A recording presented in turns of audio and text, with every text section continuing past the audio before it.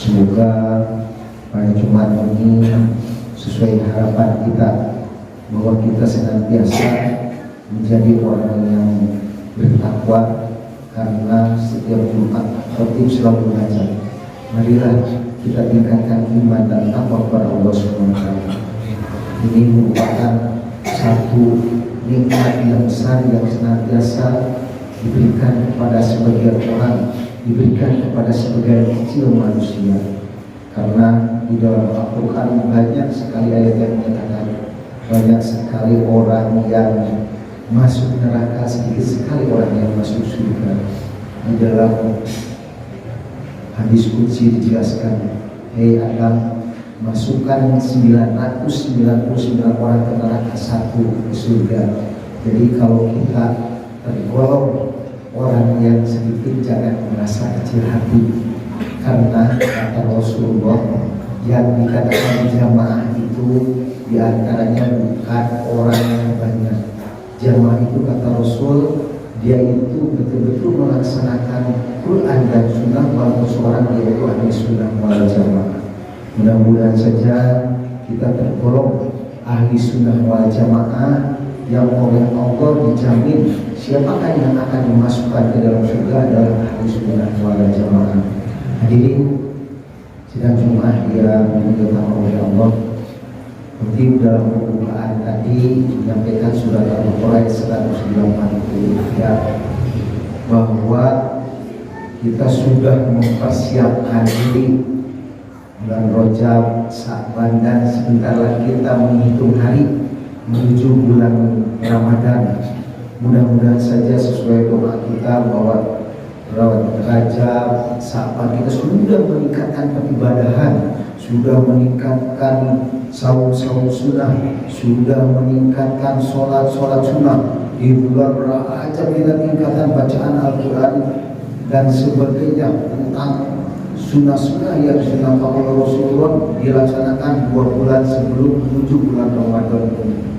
Kurang lebih sekarang masih ada dualisme 11 atau 12, kita menunggu saja. Mudah-mudahan 1445 Hijriah ini, walaupun ada perbedaan tanggal 11 atau tanggal 12, kita tunggu saja dari pemerintah. Mudah-mudahan ini tidak menjadi gangguan, tidak menjadi halangan.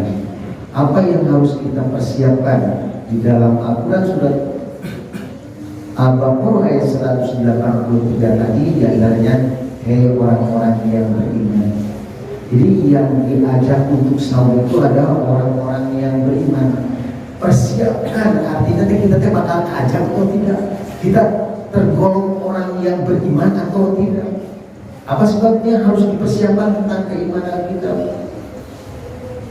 Kalau kita tidak mempersiapkan keimanan kita, khawatir bahwa kita tidak diajak, tidak terajak untuk melaksanakan saum ini.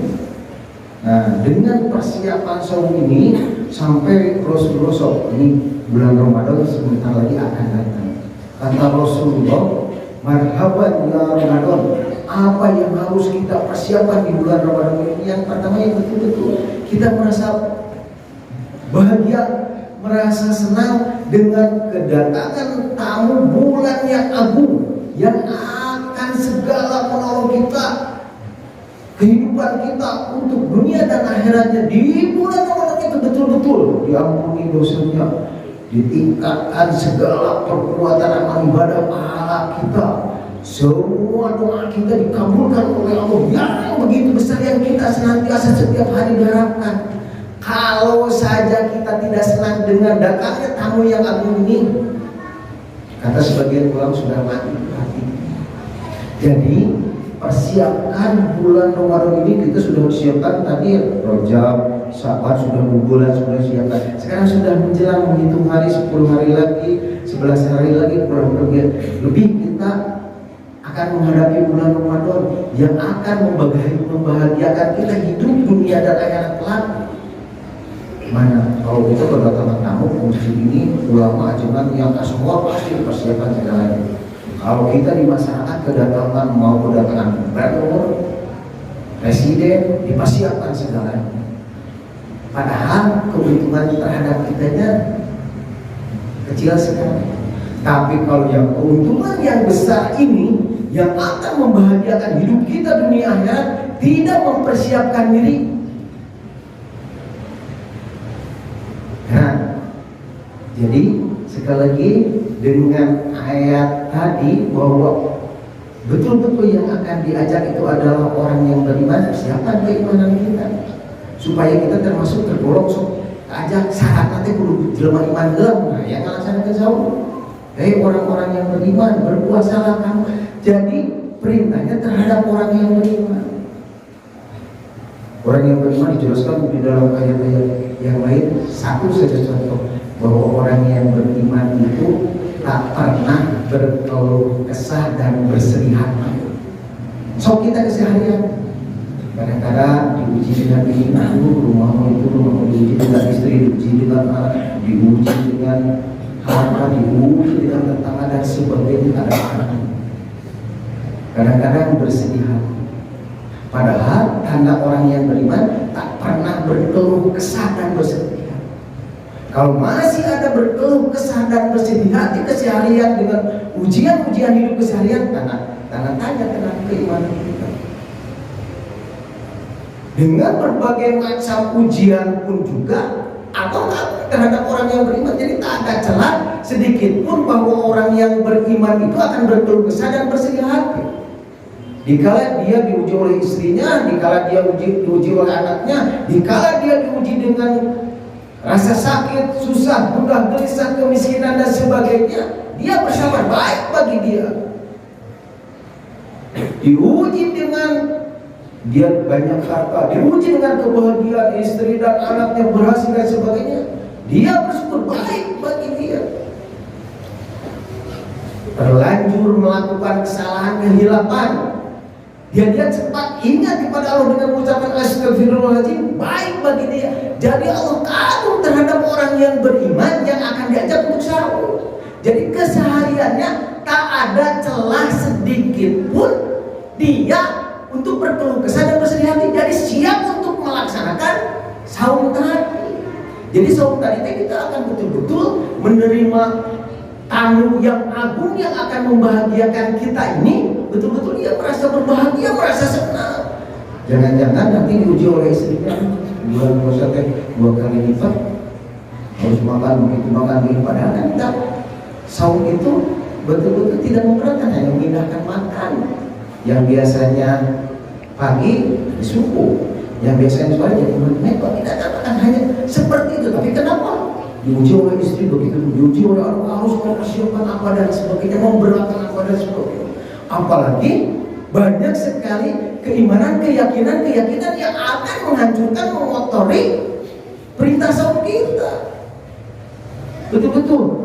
Apalagi kalau dicek tentang di surat Al-Mu'minun ayat 2 sampai 11-12, waduh, ciri orang-orang yang beriman, udah keajak tidak bahwa kita ini sekarang akan melaksanakan saum. Sekarang yang harus kita imani itu diantaranya, hei orang-orang yang beriman. Contoh saja di dalam surat Al-Mu'minun, saya garis bawahi bahwa tanda ciri orang yang beriman yang akan diajak saum itu diantaranya khusyuk dalam sholatnya. Tentang khusyuk dalam sholat, kadang-kadang banyak sekali yang menerjemahkan begitu dan begini. Padahal kan kalau khusyuk dalam sholat, kata Imam Ghazali, anggap engkau sedang berhadapan dengan Allah, melihat Allah walaupun Allah tidak terlihat. Kadang-kadang kan ada yang mengerti khusyuk bisa diingatkan dan sebagainya, ada apa dan sebagainya.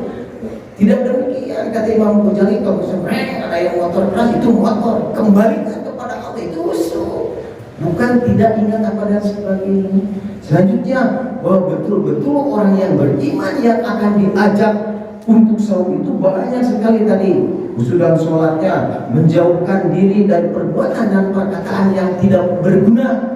Itu kan orang yang beriman. Sekarang pas beres kita pemilu, banyak sekali perbuatan dan perkataan yang tidak berguna, ngomong ini ngomong sini. Sudah saja kalau sudah terjadi dan sebagainya, kita berdoa kepada Allah Subhanahu wa Ta'ala. Itu karena orang yang beriman. Banyak lagi kita kaji nanti di dalam surat Al-Mu'minun supaya kita mempersiapkan diri saum ini betul-betul diterima oleh Allah Subhanahu wa Ta'ala. harus kita persiapkan. Mudah-mudahan nanti pas yang selanjutnya, ya ayyuhalladzina amanu kutiba alaikumus syiyam, perintahnya saum. Cek sekarang ilmu tentang puasa yang akan mengotori ibadah saum kita. Banyak sekarang dari mulai awal banyak yang memberangkat bahwa saum kudu kuramas heula. Di dalam parasit akidah saya baca bagaimana itu tentang kuramas dan sebagainya.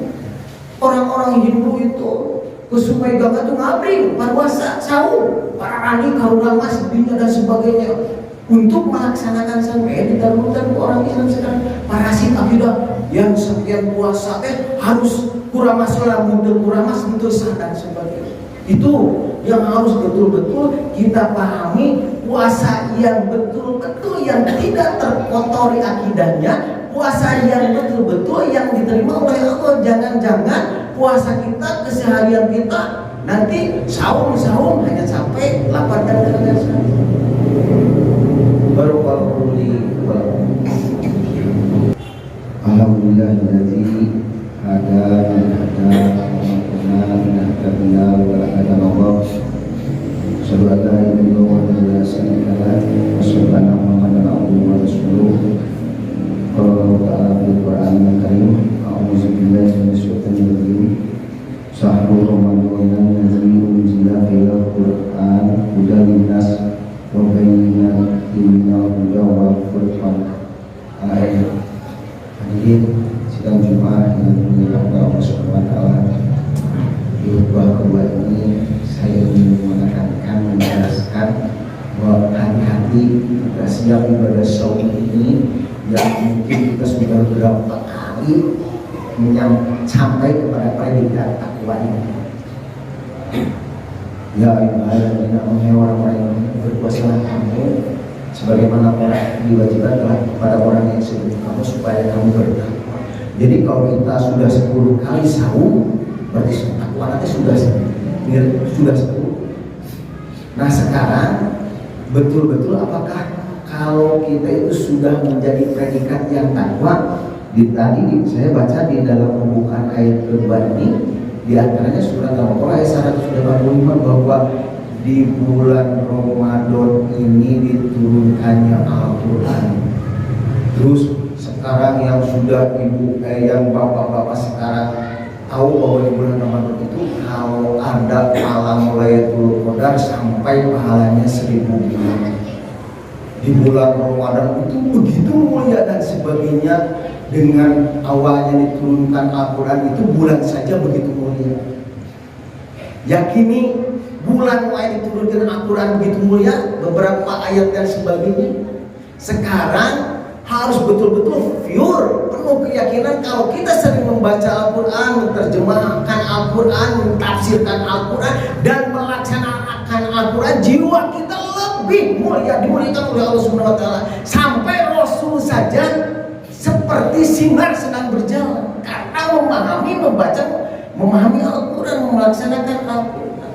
Sekarang kadang-kadang kita tidak paham bahwa kita itu betul-betul sok beriman, sok takwa dan sebagainya. Padahal dengan membaca Al-Quran itu spontanitas kita itu seperti Rasulullah bersinar, badan kita bersinar seperti bulan yang dimuliakan oleh Allah Subhanahu wa taala.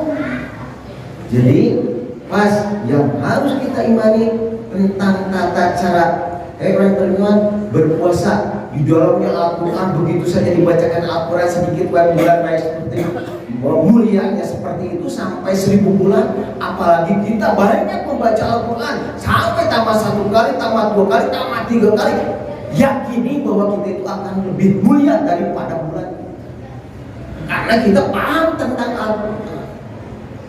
Puasa cek lagi yang akan mengotori kita. Khawatir so kita, anak istri kita terkotori dengan keyakinan-keyakinan yang salah. Tadi dengan kuramasnya bahwa harus kuramas, kalau tidak kuramas kisah puasana dan sebagainya.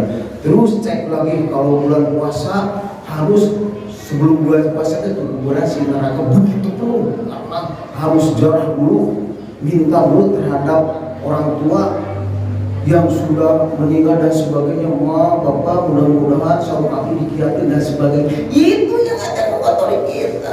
Rasul saja di tahun pertama Rasul diangkat menjadi Rasul, kata Rasul tidak boleh ziarah, tidak boleh ziarah. Rasul kenapa tidak boleh ziarah kubur? Karena pada waktu itu keimanannya ke kuburan itu minta-minta, bukan ke kuburan itu bukan dua kan kata Rasulullah ke kuburannya. Satu, mengingat kita akan mati. Yang kedua, kita mendoakan kita orang yang meninggal. Orang yang meninggal hanya mengharap doa saja dari anak-anak soleh, dari orang-orang yang soleh, mudah-mudahan diterima. Iya kuburan rek saum, mudah-mudahan protes ini bisa oleh genda seperti ini yang akan mengotori ibadah saum. Tentang saum banyak lagi, tentang bagaimana yang membatalkan saum. Kadang-kadang kalau sudah jelas di dalam syariat yang membatalkan saum itu makan, minum, berhubungan suami istri di siang hari. Iya gitu batal, kamu dincai, banyak sekali yang mengotori dan sebagainya. Padahal itu, jadi keyakinan saum ini baca lagi, bahas lagi, bahwa mudah-mudahan saum kita betul menghasilkan untuk tahun ini saum yang benar, yang bertakwa, yang tidak terkotori oleh keyakinan yang salah. Apa sebabnya? Jangankan saum, kalau sudah ada saja rasa keyakinan akidah yang salah, kemusikan yang menyertai kita, semua amal tidak ibadah kita akan nobar. Setan itu silakan saum, silakan sholat, silakan semuanya, asal musyrik saja hapus semuanya. Jadi betul-betul rapikan akidah kita, mudah-mudahan betul pure 1445 Hijriah tahun ini saum kita menjadikan kita yang dimuliakan oleh Allah dan menjadikan kita bahagia dunia dan akhirat. Rabbana atina fid dunya hasanah wa fil akhirati hasanah wa qina azabannar. Assalamualaikum warahmatullahi wabarakatuh.